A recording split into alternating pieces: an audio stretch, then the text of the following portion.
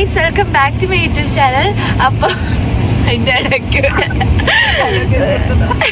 Welcome back to my YouTube channel. അപ്പം നമ്മൾ trip പോവുകയാണ് വീണ്ടും. നമ്മളിപ്പോൾ എങ്ങോട്ടാണ് പോകുന്നത്? Gudauri and കസ്ബേഗ്.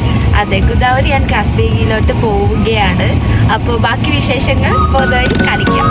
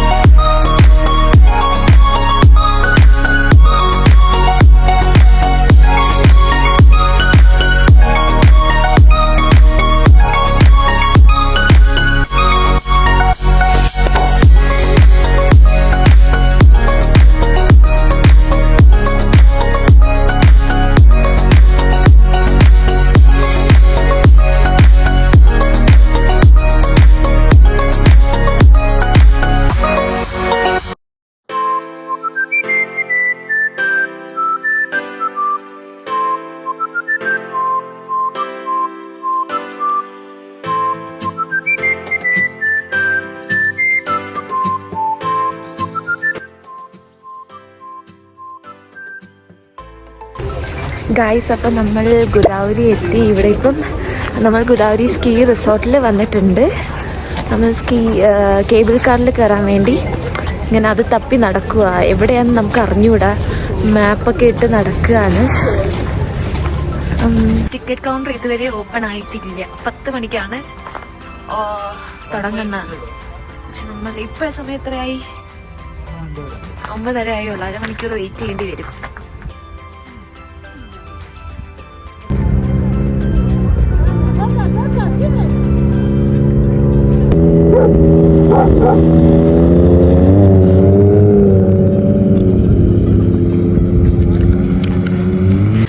നമ്മളങ്ങനെ ഫോട്ടോസൊക്കെ എടുത്തു കഴിഞ്ഞപ്പോഴത്തേക്ക് ഇവിടെ കൗണ്ടർ തുറന്ന് 1 ക്യൂ ആയി. ഇപ്പം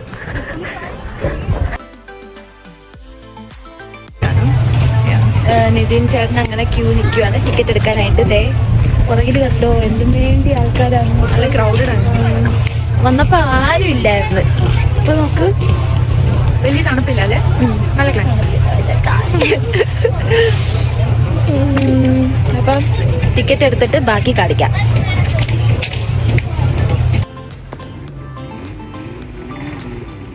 ടിക്കറ്റ് കിട്ടി ചേച്ചി, ടിക്കറ്റ് കിട്ടി.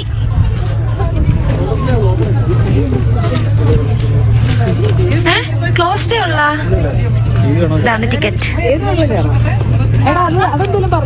ഏത് വേണേലും കയറാം.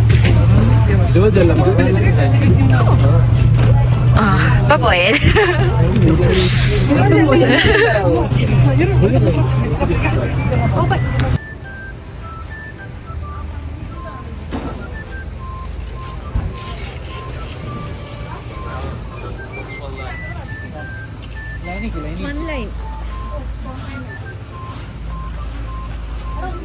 വേണ്ട. എടാ, ഇത് ഗ്ലാസ് ആണ്.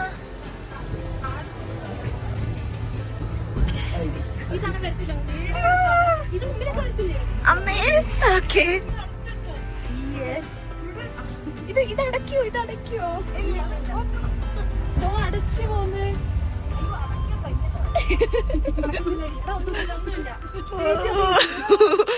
പേടിയാണ് ഹൈറ്റ് പേടിയാ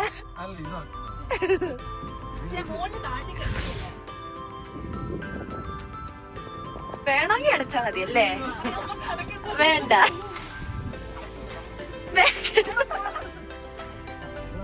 പേടി കാരണോ വേറെ ഒന്നും കൊണ്ടില്ല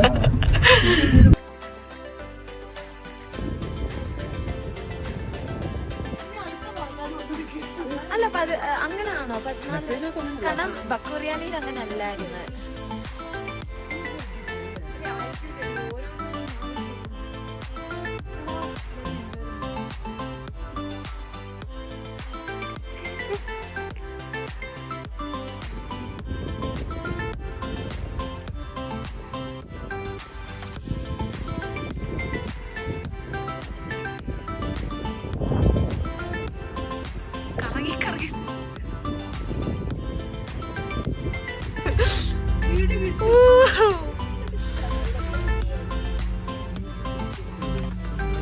ഇത് നോക്ക് ഐസൊക്കെ എന്താ ഐസായിട്ടിരിക്കുന്നത് ഗൈസ്. അപ്പൊ നമ്മൾ ഗുദാവരി സ്കീ റിസോർട്ടിൽ നിന്ന് ഇറങ്ങി.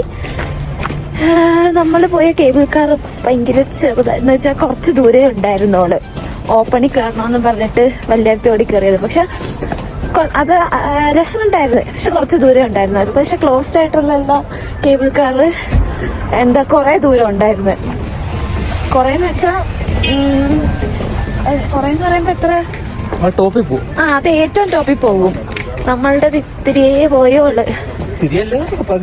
പകുതി അതിന്റെ പകുതിയേ പോയോള്. പക്ഷെ രസമായിരുന്നു. അപ്പം ഇനി നമ്മൾ ഫുഡ് കഴിക്കാൻ വേണ്ടി പോവാണ്. ഒന്ന് പേടിച്ചു പോയി. നമ്മൾ ഇനി കാറ് കിടക്കുന്നിടത്തോട്ട് പോവുക. കാർ ഇവിടെ പാർക്ക് ചെയ്തേന്ന് കണ്ടുപിടിച്ചാ ഗായ്സ്. അപ്പൊ എങ്ങനെയുണ്ട് നിങ്ങളുടെ കേബിൾ കാർ?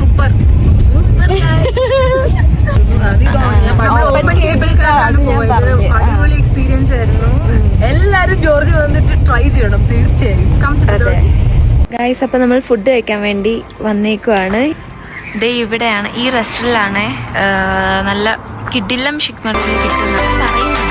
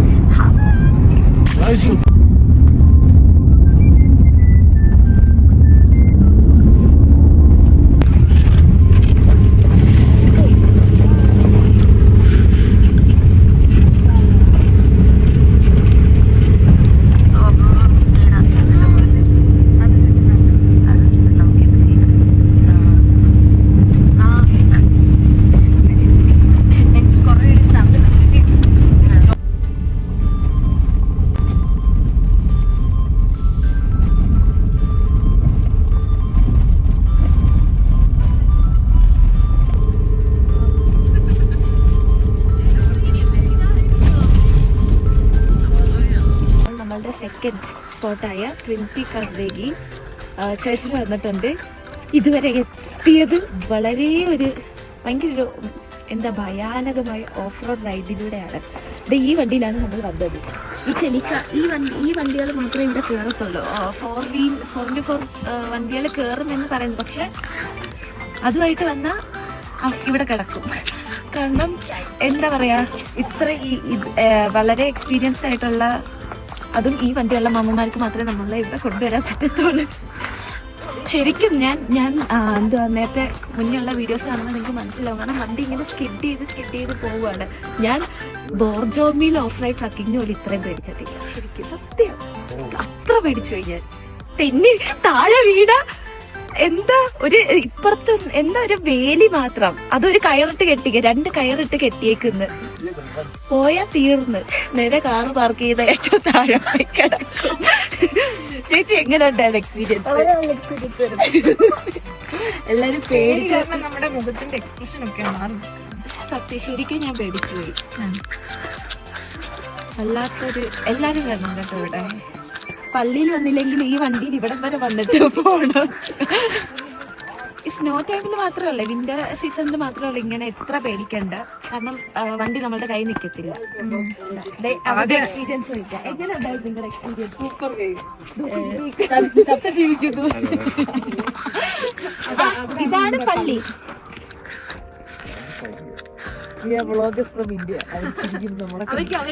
അവരോട് അഭിപ്രായം നമുക്ക് 30 മിനിറ്റ്സ് ആണ് തന്ന ടൈം. അപ്പൊ നമുക്ക് സമയമില്ല സംസാരിക്കാം. പോയിട്ട് വരാം. അരമണിക്കൂറോട് സംസാരിക്കുന്നത് പ്രശ്നമൊന്നുമില്ല.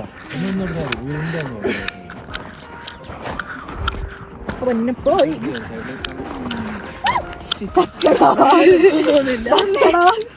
കണ്ടോ, ഇതാണ്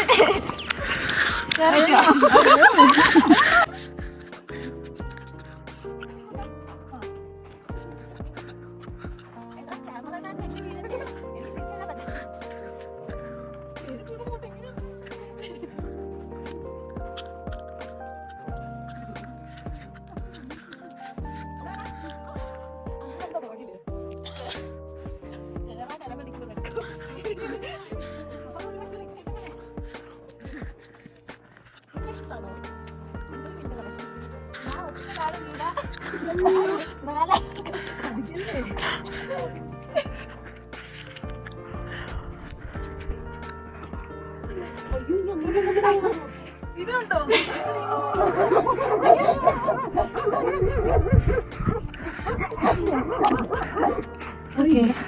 അതാണ് സൂയിസൈഡ് പോയിന്റ്.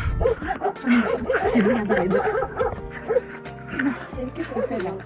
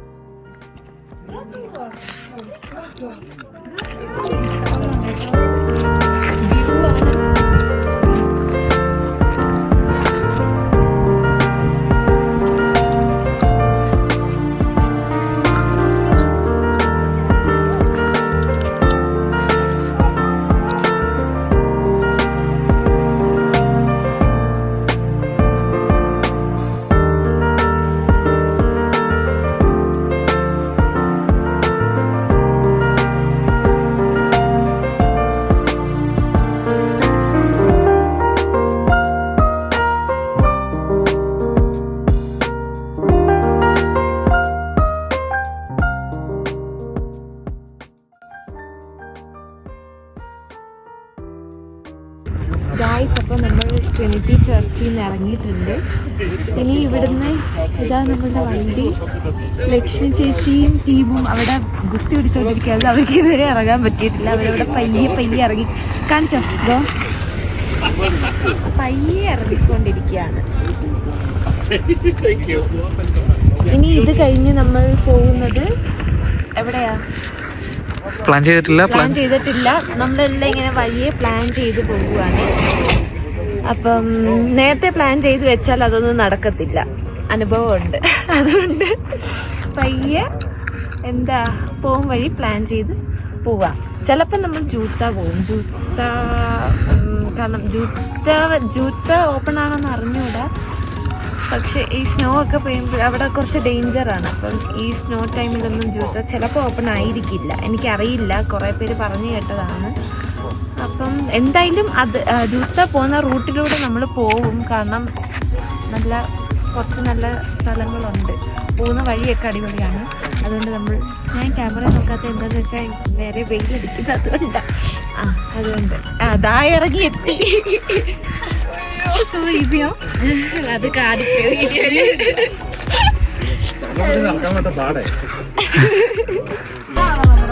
ഓക്കെ, ഇനി നമുക്ക് വണ്ടി കയറാം.